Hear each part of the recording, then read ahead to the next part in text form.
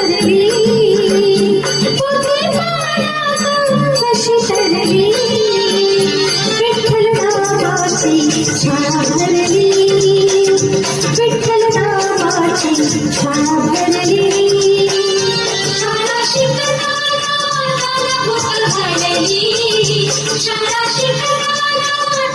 होत हरली विठ्ठल नामाची शाळा भरली